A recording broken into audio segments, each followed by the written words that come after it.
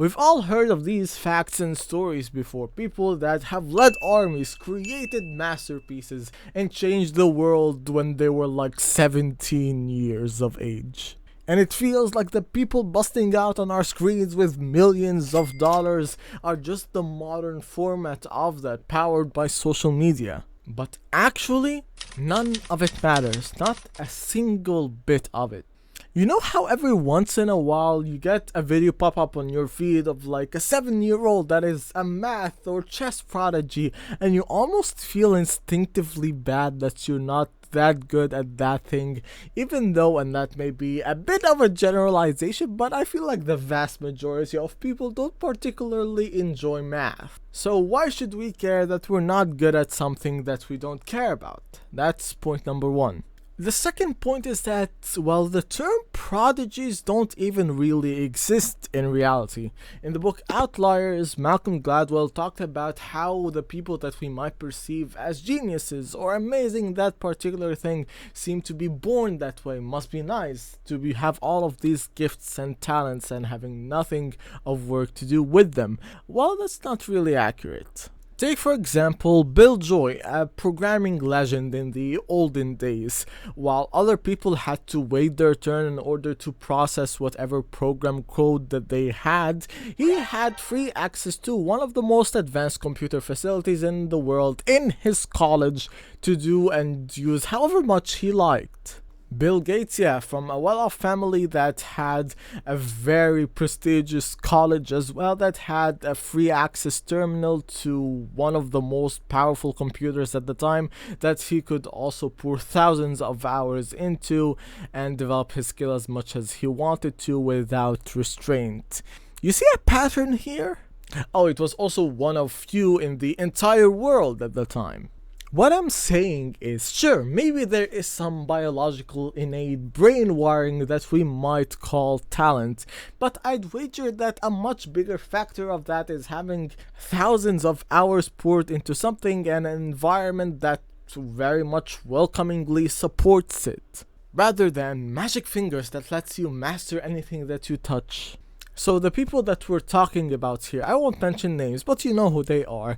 Let's just assume for a moment that all of what they said is actually real. Just for one moment. But who really knows? It's social media. It means that for them to reach that point at this age, they've probably been single-mindedly focused on that whole business entrepreneurial side of things since they were in their early teenage years. Because this stuff just takes an absurd amount of time, and that's common even in the people that you see blow up on a website like this on YouTube. Some private or delete their old videos in order to just preserve the illusion that they were just amazing at that thing and they never made any mistakes and blah blah blah blah blah blah blah.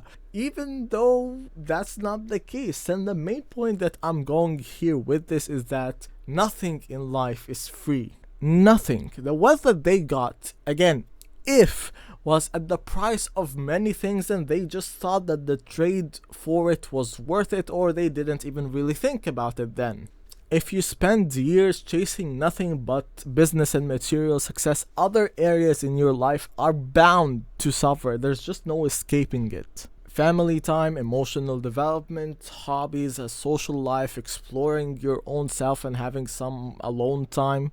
I'm saying all of this as a reminder, firstly to myself, and perhaps a slight foreboding warning to other people that might look at these things and think to themselves the same thoughts that I do, of like, okay, why haven't I gotten there yet? What things do I need to change? What metrics am I not hitting? And then you take a step back and you just realize that, oh, it just takes a lot longer than I thought it would/should, and it's a lot harder than I expected it to be. And because they made that trade years ago, it just makes it seem like I should be neck and neck to them at this age, even though they're on their 10th year and I'm on my 2nd. And things just compound with time in my experience, both good and bad, so it's something to look out for. Time is really the only variable that matters and the only thing that makes a difference in the long run, and so I think it's the only thing that we should really care about. Now for yourself, you may be thinking about that choice, and that video happened to catch you at a bit of a younger age, and you're thinking of that trade to make in your head. You may believe it's alright, you're happy to give up your teenage and young adult years in order to make that trade, and you think that it would make you feel fulfilled. And if that is the case, then there's nothing I can say that necessarily makes it a bad choice. If I knew what I know now and I was back at 13, I would have probably done that.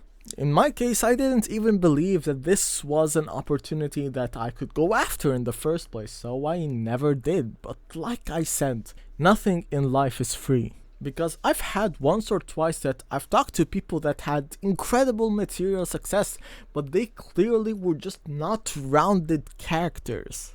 Had a lot of money and knew how to talk to clients and manage them, but didn't really understand themselves, really know what they wanted to do in the long term, or how they wanted to conduct their relationships, stuff like that. It gets lost in the cracks between all of that effort and time. So it's just about whether that is something that is worth that much for you. And with that, I guess I'll see you in another video. And this one actually is there to help you more about this whole selling side of business from a former beginner. So I'll get you to look at that. Bye.